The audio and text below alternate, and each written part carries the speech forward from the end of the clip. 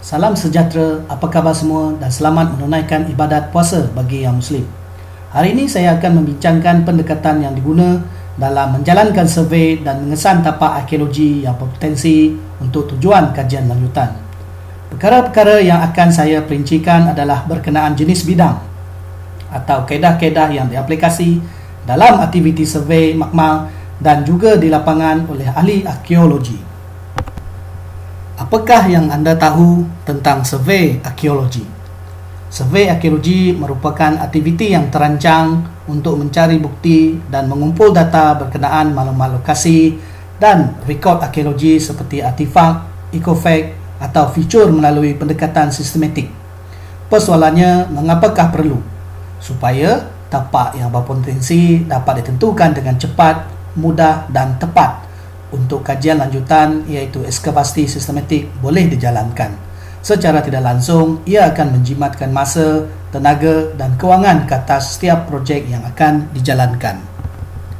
Walau bagaimanapun, ia menjadi cabaran besar bagi ahli arkeologi untuk mengenal pasti lokasi, tapak dan rekod arkeologi. Kenapa? Ini kerana bukan semua rekod arkeologi adalah jelas dan tersergam seperti monumen Borobudur, tembok besar Cina, Stonehenge atau seperti Fort Cornwallis di Pulau Pinang. Oleh itu, apa yang perlu kita lakukan? Yang pertama, penyelidik perlu mempunyai kaedah yang tepat dalam mencari dan mengesan tapak arkeologi. Tindakan kedua adalah mengenal pasti jenis kaedah yang paling efektif dan efisien untuk mencapai objektif kajian. Kemudian, kaedah itu perlu digabungkan dengan strategi dan perancangan pendidikan.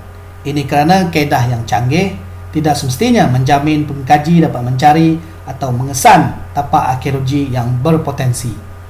Oleh itu, semua peringkat pendidikan ini perlu digabungkan supaya objektif kajian dapat dicapai.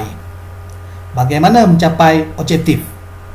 Maka, langkah pertama yang dilakukan adalah menjalankan survey makmal. Apakah itu survey makmal?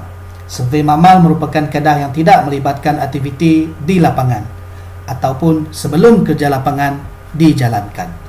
Ini merupakan perolehan sumber peringkat primer seperti mendapatkan data daripada sumber dokumentasi seperti laporan, artikel, jurnal, rekod foto dan melibatkan pentafsiran pelbagai jenis peta. Apakah maklumat yang dicari melalui survey makmal, terutamanya melalui pendekatan literasi? Maklumat yang dicari melalui pendekatan literasi adalah berkenaan data kawasan, tapak sama ada yang telah dikaji ataupun belum dikaji. Hal ini penting untuk mengetahui isu dan masalah serta persoalan yang belum dikaji ataupun sudah dikaji dan untuk mengenal pasti persoalan yang masih perlu diselesaikan. Seterusnya, untuk mengetahui maklumat geografi seperti perletakan atau lokasi dan jenis kawasan sasaran tersebut. Oleh itu, adalah penting untuk mengetahui gambaran yang wujud di kawasan parameter kajian dan peristiwa pentarihan peristiwa yang berkaitan. Pendekatan ini juga bertujuan mendapatkan maklumat tentang konteks arkeologi yang telah direkod seperti jumpaan jenis artifak, ecofacts ataupun fitur. Adalah perlu juga kita mengetahui siapakah pengkaji yang pernah menjalankan kajian di kawasan sasaran atau sebaliknya. Ini membolehkan pengkaji mendapatkan maklumat lanjut sama ada melalui kerjasama atau perbincangan berkaitan dengan kajian yang terdahulu. Pendekatan kedua, pentafsiran peta topografi. Tujuannya adalah mendapatkan maklumat berkaitan dengan rupa bentuk geomorfologi atau bentuk muka bumi seperti perbukitan, sistem sungai atau seleran, sistem jaringan, jenis guna tanah, jenis tumbuhan atau pertanian, penempatan, lokasi atau koordinat dan lain-lain. Maklumat tersebut diperlukan semasa hendak menjalankan tinjauan di lapangan dan perlu untuk membina interpretasi persekitaran kuno kawasan tapak kajian. Maklumat geografi tersebut juga membolehkan survey dilakukan dengan lebih cepat dan tepat. Contohnya Rajah A merupakan hasil pentafsiran kontur peta topografi melalui teknik keratan rentas. Kawasan Mansuli telah berjaya menunjukkan bukti persekitaran kuno iaitu Tasik semasa tapak ini dihuni oleh manusia prasejarah. Rajah B pula menunjukkan hasil tafsiran kontur kawasan Lembah Lenggong telah membuktikan pada ketinggian 76 hingga 90 meter yang berwarna kuning merupakan pesisiran Tasik kuno. Hasil survey dan ekskavasi di paras tersebut juga telah menemui bukti bengkel pembuatan alat batu seperti di tapak Kota Tampan, Bukit Jawa, Kampung Temelong dan juga tapak Lawin. Survey mamal juga melibatkan pentafsiran peta geologi. Ia melibatkan pentafsiran jenis formasi batuan dan jenis sumber mineral di sesuatu kawasan seperti singkapan sedimen, jenis mendapan seperti alluvium, kerikil sungai dan lain-lain maklumat seperti pembentukan gua dan pelindung batuan. Ahli arkeologi mentafsir peta geologi adalah untuk mengetahui kaitan manusia prasejarah atau protosejarah dengan sumber geologinya, iaitu untuk membuktikan eksploitasi bahan mentah oleh manusia kuno. Contohnya, hasil pentafsiran peta geologi di Lembah Bujang di Makmal telah membawa kepada tinjauan dilakukan di kawasan sasaran dan jelas penglibatan dua pendekatan ini telah membuahkan kejayaan dengan penemuan bahan mineral iaitu sumber besi yang dieksploitasi oleh masyarakat tamadun awal di Sungai Batu untuk kegunaan dalam industri peleburan besi. Survei mamal arkeologi juga melibatkan pentafsiran imej yang diperolehi daripada kajian penginderaan jauh atau remote sensing. Ia merupakan kaedah sains untuk mendapatkan maklumat daripada sesuatu objek di muka bumi tanpa perlu berlakunya sentuhan secara fizikal. Kaedah ini memperolehi imej muka bumi melalui pengukuran tenaga elektromagnetik yang dipantulkan oleh objek dikaji dan melibatkan penyerapan satelit serta gabungan cahaya hasil pancaran matahari. Kemudian data cerapan tersebut akan dipindahkan ke pusat pengkalan data melalui operasi pengkomputeran. Data cerapan penginderaan jauh akan dihasilkan dalam bentuk imej satelit dan foto udara atau photogrammetry. Imej satelit dan foto udara merupakan data terkini secara sekata dan luas kawasan liputannya jika dibandingkan dengan tinjauan di lapangan yang agak terhad liputannya. Kaedah ini merupakan pendekatan dalam bidang geologi dan meteorologi, tetapi turut digunakan dalam survei arkeologi untuk mencari dan mengesan tapak berpotensi serta untuk merekonstruksi paleo alam tapak kajian. Tafsiran struktur-struktur arkeologi dan rupa bentuk muka bumi adalah berdasarkan imej-imej yang terhasil dalam bentuk 2 dimensi atau 3 dimensi serta berdasarkan tona-tona warna ataupun ton-ton warna yang terdapat pada imej. Ini merupakan beberapa contoh imej atau hasil cerapan yang berjaya diperolehi melalui survey remote sensing. Kelebihan aplikasi remote sensing dalam survei ekologi adalah berupaya menembusi hutan yang tebal dan memberi topografi yang terperinci tanpa perlunya sentuhan fizikal.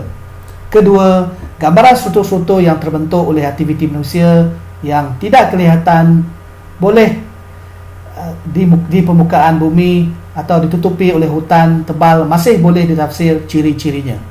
Ketiga, imej yang diterima adalah menyeluruh parameternya dan secara sekata landscape-nya. Yang keempat,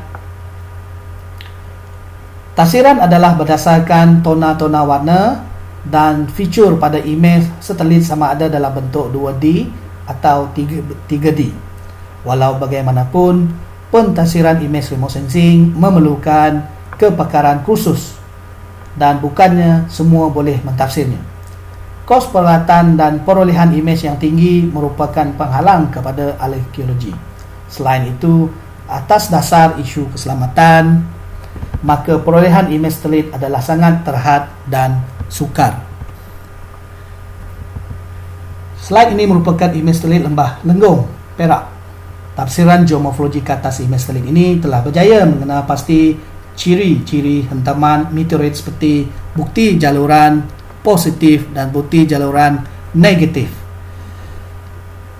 Jaluran tersebut merupakan petunjuk rim yang terbentuk akibat hentaman meteorit yang berlaku sekitar 1.83 juta tahun dahulu di Bukit Bunuh.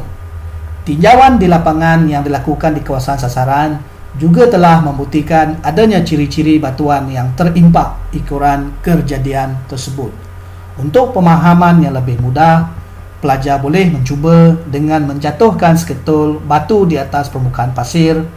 Riak pasir yang terbentuk mengelilingi batu tersebut merupakan bentuk muka bumi yang terhasil seperti rim. Pembentukan palu alam Lembah Bujang mempunyai berkaitan dengan kegemilangan dan kemusrutan tamadun awal Sungai Batu, Pangkalan Bujang dan Sungai Mas pada sekitar 1 hingga 14 Masihi. Tafsiran imej satelit Lembah Bujang menunjukkan muara dan teluk merupakan faktor yang strategi menjadikan Sungai Batu sebagai pelabuhan yang pesat pada 1 hingga 4 Masihi. Ketika ini, kedudukan Pangkalan Bujang dan Sungai Emas masih berada dalam laut lagi. Selepas itu, peranan pelabuhan Sungai Batu semakin merosot sehingga 10 Masihi disebabkan faktor perubahan muara dan sungai. Kemudian muncul pelabuhan baru iaitu Pangkalan Bujang dan Sungai Emas sekitar 11 hingga 14 Masihi kerana kedudukannya yang strategik di muara dan adanya teluk yang selamat. Foto udara atau fotogrametri merupakan hasilan daripada cerapan penginderaan jauh dan imej foto udara turut digunakan oleh ahli arkeologi dalam mengesan tapak arkeologi. Persoalannya, bagaimana imej ini diperolehi? Imej akan dirakam dari kedudukan atas objek, iaitu suatu kawasan akan difotokan dalam bentuk sama ada secara vertikal, oblik rendah ataupun oblik tinggi. Ketiga-tiga teknik ini secara tidak langsung dapat merakamkan kesan bukti aktiviti manusia lampau dalam bentuk dua dimensi. Imej atau objek dirakam pada ketinggian antara 15 hingga 20 meter. Kamera biasanya akan diletakkan pada kapal terbang ataupun belon udara panas. Bagaimanakah imej foto udara dianalisis atau ditafsir? Imej 2D foto udara akan ditafsir atau dianalisis di bawah cermin stereoskop. Dan imej yang dilihat melalui cermin stereoskop akan dipantulkan dalam bentuk 3 dimensi. Imej 2D akan dapat dilihat seperti hampir sama dengan pandangan sebenar permukaan bumi, iaitu meliputi corak guna tanah dan tumbuh-tumbuhan di sebuah kawasan pada masa gambar diambil. Ini membolehkan pengkaji mengenal pasti ciri-ciri atau kesan tinggalan kuno seperti fitur pada paparan imej 3 dimensi. Seterusnya akan melakukan tinjauan lapangan untuk mengesahkan ciri-ciri tersebut. Antara ciri-ciri yang sering diperincikan oleh ahli arkeologi pada imej foto udara adalah mengenal pasti kesan perubahan seperti tanda bayang, tanda tanah dan juga tanda tumbuhan. Ini kerana tanda-tanda tersebut signifikan dengan ciri-ciri perubahan yang disebabkan oleh manusia kuno. Atribut tanda bayang adalah signifikan dengan kesan laluan kuno di permukaan bumi. Namun demikian, kejelasannya adalah bergantung pada ketinggian, warna, tumbuhan, objek, masa dan tarikh serta sudut gambar diambil, seperti rajah ataupun contoh A ini. Atribut kedua adalah tanda tanah. Ciri-ciri ini ditafsir atau dilihat melalui perbezaan tona warna tanah kerana terdapat perbezaan antara warna yang in situ dan telah terganggu seperti parit, perigi ataupun kubur yang digali serta ditutup semula akan menunjukkan tona warna yang berbeza dengan yang lama. Atribut ini sesuai digunakan untuk mengesan tapak perkuburan lama seperti Rajah B. Atribut ketiga adalah tafsiran pada tanda tumbuhan.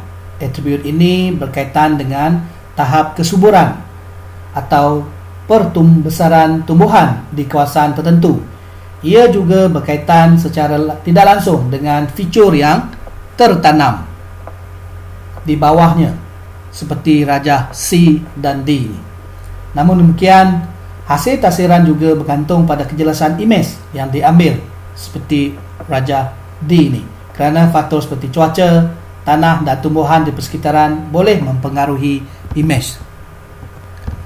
Slide ini merupakan hasil survei mamal ke atas foto udara bagi mentafsir bentuk muka bumi lembah Lenggung, Perak dan telah berjaya mengenal pasti kesan impak meteorit di tapak Bukit Bunuh di Lenggung, Perak. Kajian terperinci di lapangan telah mendedahkan bukti tapak paleolitik awal yang berusia sekitar 1.83 juta tahun dahulu.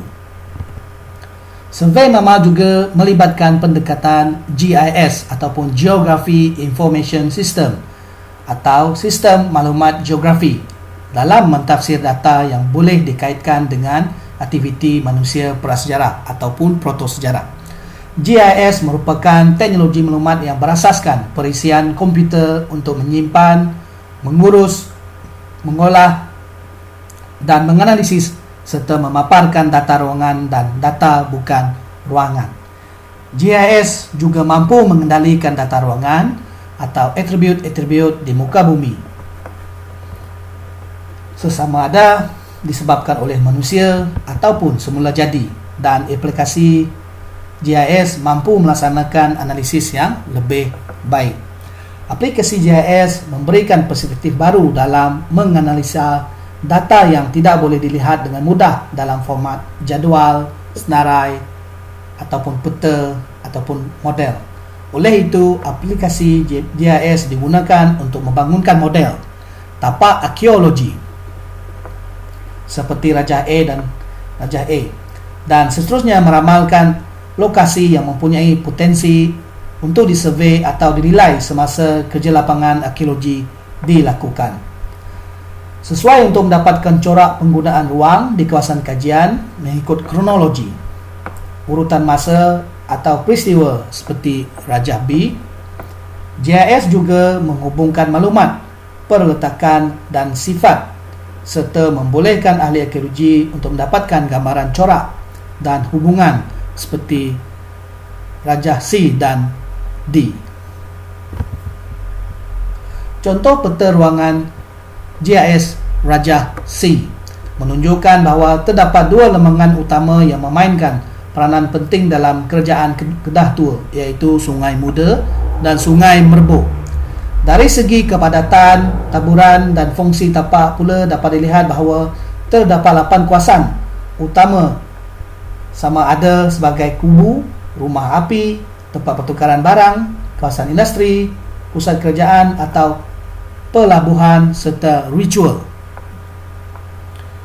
Peta ruangan JHS Raja D merupakan tafsiran ke atas data ramalan zon-zon interaksi antara masyarakat lampau dalam penempatan prasejarah Lembah Lenggong, Perak. Tafsiran jelas menunjukkan terdapat hubungan antara tapak arkeologi tersebut dengan lokasi kerikil Sungai Perak, iaitu dijadikan sebagai bengkel pembuatan alat batu ataupun sebagai sumber untuk mendapatkan bahan mentah. Peringkat kedua survei arkeologi selepas survei makmal adalah survei lapangan yang dibahagikan kepada dua peringkat, iaitu survei permukaan dan yang kedua adalah survei subpermukaan. Data-data yang diperolehi melalui survei makmal akan dijadikan sebagai panduan untuk mencari dan mengesan tapak arkeologi yang berpotensi. Dalam survei permukaan, surveyor perlu mempunyai strategi persempelan dan pendekatan persempelan mesti bersesuaian dengan parameter kawasan kajian, kos dan tenaga serta masa. Antara jenis strategi persempelan yang diaplikasi semasa survei permukaan adalah seperti persempelan rawak, persempelan sistematik, persempelan parasistematik, persempelan transit dan persempelan judgmental. Kaedah persempelan ini sudah pasti telah dibincangkan di kuliah persempelan dan analisis statistik. Oleh itu, surveyor akan menggunakan salah satu strategi persempelan semasa survei permukaan dilakukan dan dikombinasikan dengan kaedah geometrik, iaitu aplikasi GPS atau Global Positioning System. Dalam bahasa Melayunya, sistem kedudukan sejagat. GPS ialah alat yang dapat digunakan dalam menentu kedudukan sebenar objek di permukaan bumi berasaskan latitude dan longitude serta boleh memberikan maklumat ketinggian sesuatu kawasan atau lokasi dari aras laut dengan tepat, tetapi ia bergantung pada isyarat yang diterima daripada satu rangkaian satelit Navstar GPS. Aplikasi ini membolehkan survei dilakukan dengan lebih berkesan dan cepat semasa di lapangan. Kerana GPS sebagai panduan menentukan arah survei dalam ruang lingkup atau parameter yang telah ditentukan melalui survei makmal. Malahan penggunaan GPS membolehkan surveyor tidak tersasar dari kawasan parameter yang telah ditetapkan sekaligus efisien dalam menjimatkan masa, tenaga serta kos survei lapangan. Hasil survei permukaan akan direkod ke dalam GPS dan dipaparkan di atas peta Google Earth untuk memudahkan penilaian potensi kawasan survei, konsentrasi, taburan jumpa arkeologi, sempadan taburan, bentuk atau saiz atau corak taburan dalam parameter kawasan survei perlu dinilai atau dianalisis serta ditafsir. Gabungan ciri-ciri taburan kebudayaan tersebut akan membentuk sebuah kompleks atau tapak arkeologi. Survei arkeologi di lapangan juga melibatkan survei subpermukaan. Peringkat ini lebih kepada penilaian potensi berdasarkan hasil persempelan dalam parameter survei makmal, peta topografi seperti geologi, penginderaan jauh dan lapangan. Survei subpermukaan ini perlu menggunakan pendekatan geofizik untuk menilai situasi di dalam bumi sama ada dalam sifat semula jadi ataupun buatan manusia menggunakan pendekatan magnetometer ataupun keberintangan elektrik seperti radar penusukan bumi atau GPR, Ground Penetrating Radar.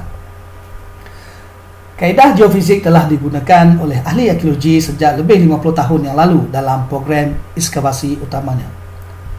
Kaedah geofizik secara tidak langsung dapat mengesan anomali yang terdapat pada objek seperti artifak, artifact atau feature daripada beberapa sentimeter kepada puluhan meter di bawah permukaan bumi.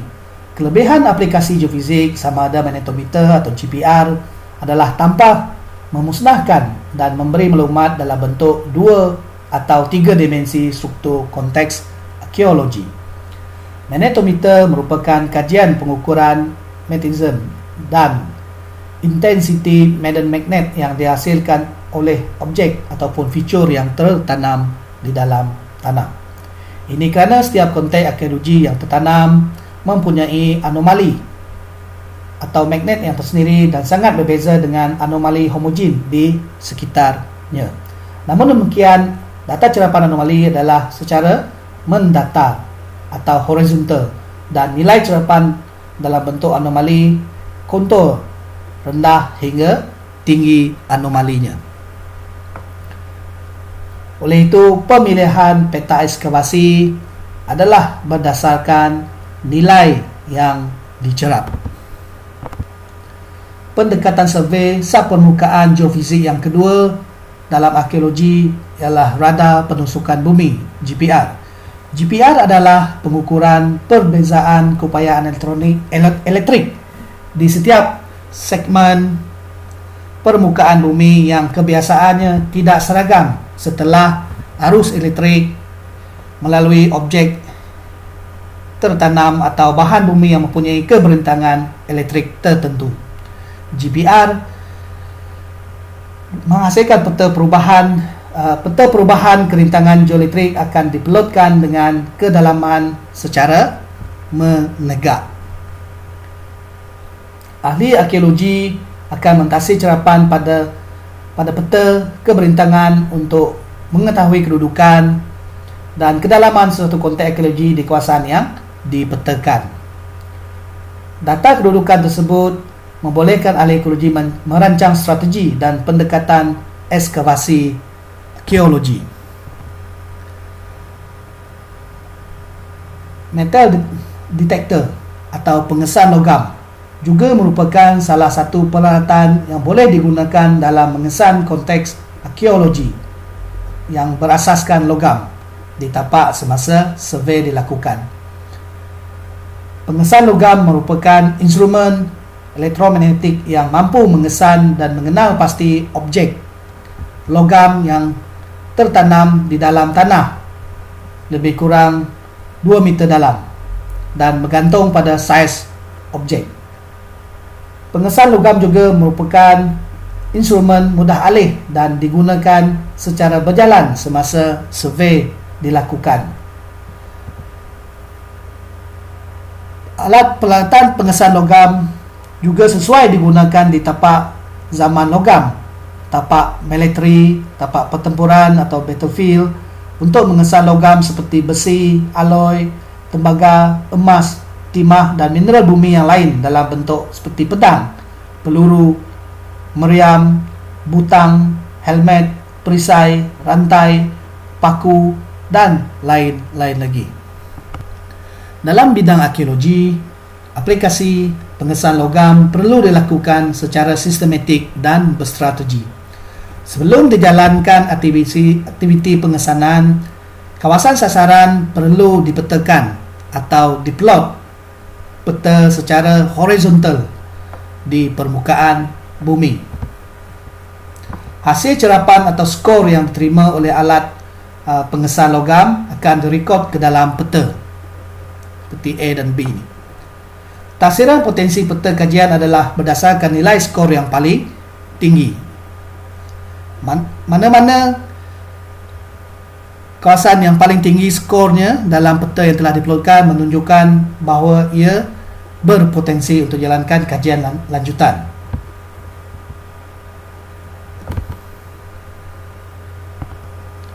Selain itu, survei sapermukaan boleh dijalankan menggunakan kaedah invensif, iaitu melalui teknik pengerudian sama ada pengerudian cetek atau pengerudian dalam, core drilling. Kaedah invensif yang ketiga adalah ekskavasi cobaan. Teknik pengerudian cetek merupakan proses pengerudian tanah menggunakan peralatan pengerudian pelbagai saiz. dan bentuk mata secara manual di kawasan yang telah ditetapkan melalui penilaian survei makmal. Tujuan utama adalah untuk mendapatkan atau untuk melihat dan mengesan ciri-ciri perubahan pada tanah yang disebabkan oleh manusia atau terdapatnya konteks arkeologi.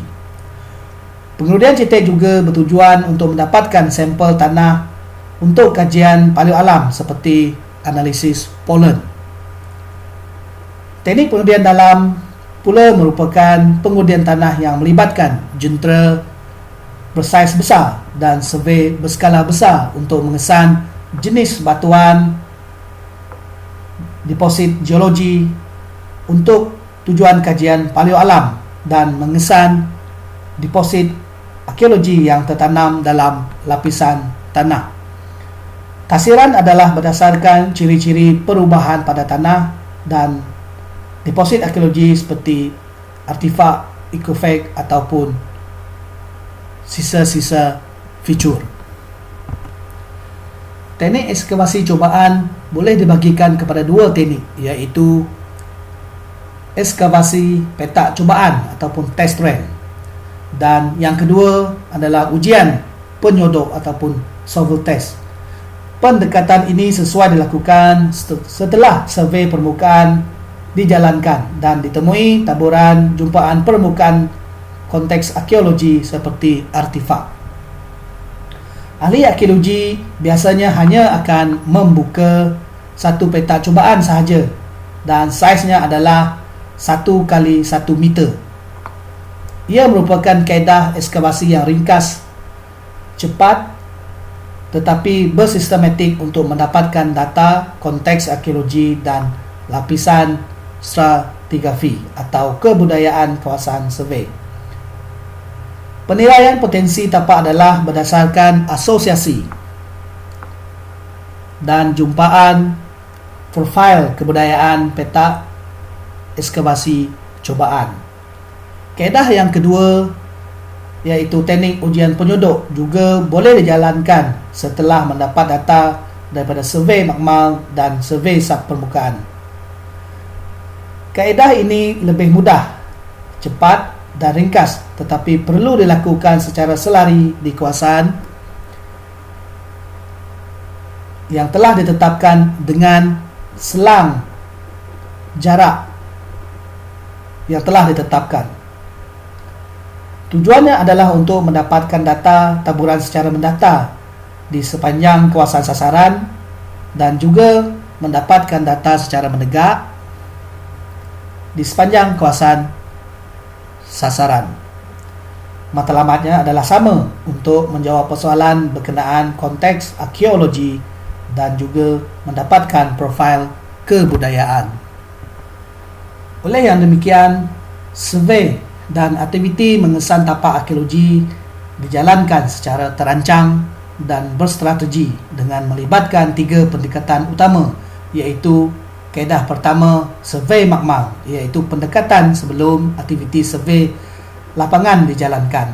Antara kajian yang tergolong dalam kaedah survei makmal adalah aktiviti tafsiran sumber dokumentasi, peta topografi, tafsiran peta geologi, tafsiran peta atau data pengiraan jauh termasuk imej satelit dan foto udara. Survei makmal juga melibatkan pentafsiran dan analisis data sumber GIS di makmal. Maklumat daripada survei makmal sangat penting bagi mengetahui dengan lebih terperinci latar belakang tapak, lokasi dan perkaitannya secara langsung berkenaan aktiviti manusia prasejarah ataupun protosejarah supaya survei lapangan dapat dilakukan dengan lebih efektif.